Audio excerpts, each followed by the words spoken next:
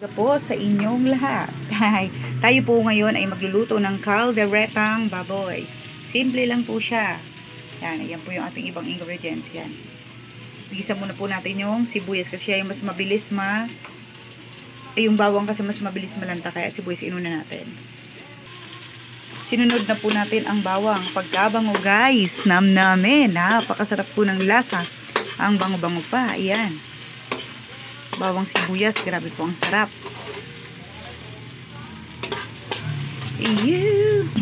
Guys, since Friday po pala ngayon, hindi po kalderetang baboy ha, kalderetang manok. Ayan po ang ating manok.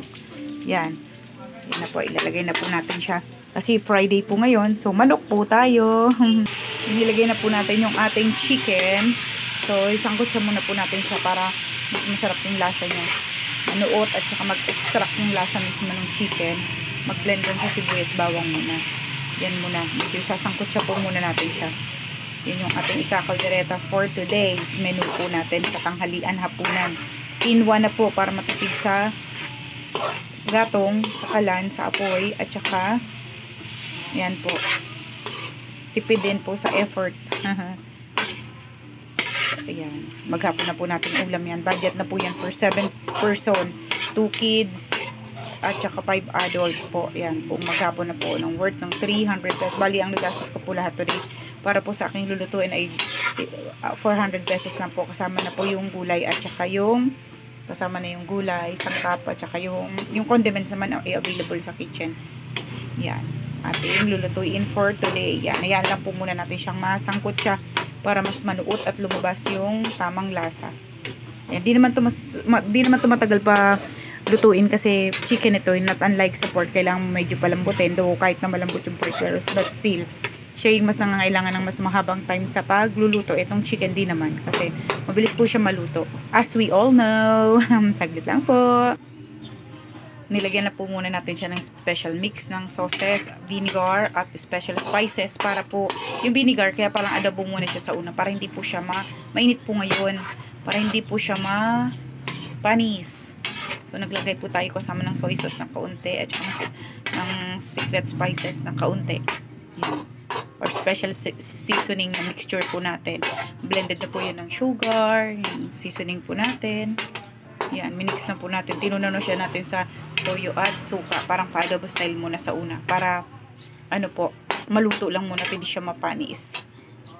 At yan na nga po, yung ating first po na paglalagay ng ating sauce ay nakakulo na po yung ating chicken. So, means to say po, ay hindi na yan magtatagal, ay pa-okay na. So, ihalo naman po natin yung ating kaldereta po na mixtures na ating pong tinunaw. Mayroon pa. Tunawin natin ulit. Ayan guys, kung makikita nyo po, okay na po yung consistency niya. Lagyan lang po natin ito ng konting tubig. Natirang kaldereta. Ayan guys, ayan ulit natin kumulo.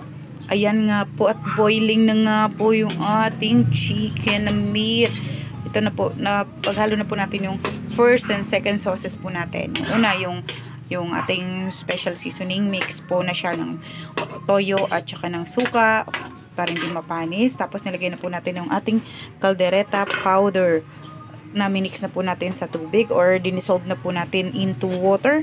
At ngayon naman po ay ang atin naman pong ilagay ang ating yung veggie na mixture po. Yun yung ating carrots at ang ating potato or patatas. Ayan, diba guys, nagkakulay na Ayan, sarap na. Mamaya-maya po, pagkatapos po nito ay ilalagay naman po natin ang ating,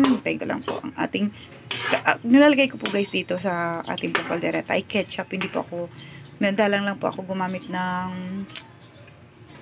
tomato sauce kasi mas matamis-tamis na po. Dito kasi ako naglalagay ng patamis pa. Matamis-tamis po kasi yung ketchup at mas malinamnam na po siya. Kung pag inilagay po dito, kahit po sa minudo yun din po yung ginagamit ko. Kung available lang din naman po ang ketchup, as much as possible ketchup. Ayan po. At ayan nga guys, boiling na po. So maglagay na po tayo ng ketchup sa ating calderetang chicken. Ayan guys, lagay na tayo. Haluin muna natin. Tignan natin kung tama na po siya.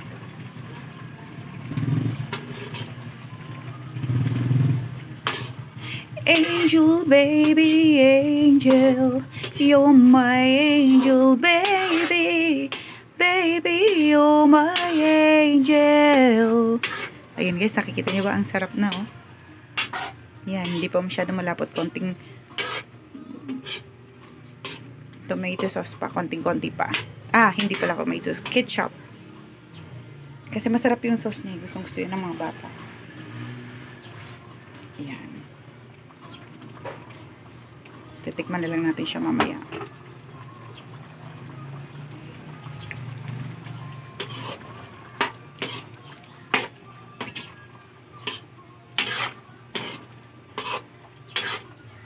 Ang atin pong kalderetang kulay menudo. Saglit lang po kasi mahilig ang mga bata sa lasa ng ketchup. Yan, pakuluin po muna natin siya at palalambutin natin yung kanyang mga gulay kasi yung chicken okay na po, luto na po siya. Yung gulay naman, madalis naman din po siyang lumambot. Ayan, titikman lang po natin siya. At ayan guys, hinintay na natin kumulo na maigi at medyo matuyo-tuyo yung sabaw ng ating kalderetang chicken. Ayan, napakasarap na po ng ating kalderetang chicken. Tignan, ayan. When I say yes, I feel wonderful tonight. I feel wonderful because I see the love shining in your eyes. And I wonder, ating mami na singin, na cook na singer pa. Joke, tikman po natin. Yan, tayo natin kumulo pa para ma-blend na maigi yung ano. Pero pagkasarap-sarap na po niya. Tansyado naman po yung mga sauce niyan. Yan po. Nag-aaral tayo kasi sa mga dream ko magkaroon ng restaurant. One of these days. Hindi na someday kasi gurang na tayo. No? One of these days. Yan. Gahanap lang tayo ng perfect timing puhunan. Saving puhunan at saka ng perfect location. So of course, the three major things that we need to consider in putting up a business. English po yun.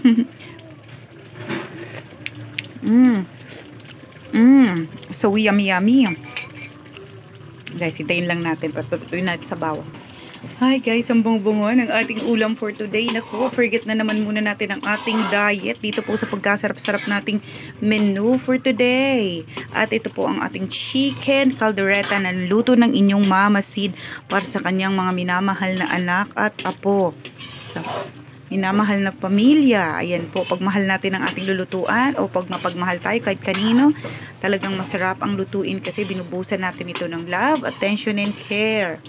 Bukod po sa ating effort. Ayan po. Tendera na, cook pa, singer pa. San ka pa? Joke lang po. Pwede pang cook at saka tendera, pero singer, 50-50 pa yung chance natin maging singer. You are my love. Ang hilig ko pong kumanta sa harapan ng kalan. Ewan ko po ba? Hilig ko yung kanta di sa akin nagkahilig. Natikman na natin guys, grabe, perfectos. Sinasabi ko na naman na taob na naman ang aming kaldero dati guys. Pag hindi ako nung sige lang kaming bili at sobra pa akong busy, ang aming pong 25 kilos na bigas ay inaabot po ng 1 month and 1 week. Ngayon po, 3 weeks na laang dahil po tayo ay nagsasaing. Pero okay lang po kasi nga, naglakihan na rin sila at puro mga lalaki. So talagang, alam mo na yan, yung mga teenagers, talagang malalakas sila sa rice. Pero control po, especially sa sweet kasi nagda-divert naman ng sugar ang rice. So control. Halimbawa, nag-rice po sila yan. Hindi po sila wala pong mga chichirya, bawal po sa amin yun. Or hindi naman bawal, madalang. Pag may occasion lang, minsan-minsan. At soft drinks, di po kami nun. Malamig na tubig lang or tubig na tap water. Yan, pagkasarap na guys, oh, papatuyo-tuyuin lang natin. Ako, pero gustong-gusto nila yung sabaw. Naku, talitiyak na yung mga anak ko nito na naman. Ay, tataubin ng kaldero namin na sinaing na kanin. Naku, ang sarap-sarap. Diyos ko po. Tikman ulit natin. Hindi ako nagda-direct ng tikim dito guys kasi baka dyan ako naglalagay yun.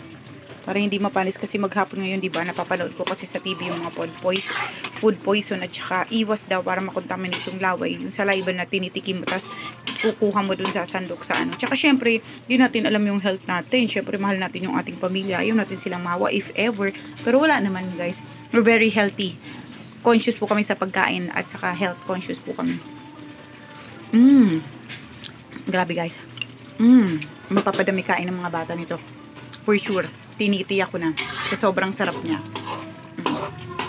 At yan lang po at yan lamang po ang ating super menu for today, ang ating chicken caldereta since Friday. Respect po sa ating mga kapatid na Muslim at love din sila. Lahat tayo ay anak ng Diyos. Iba-iba lang ang ating pangalan. Right? Ayan po.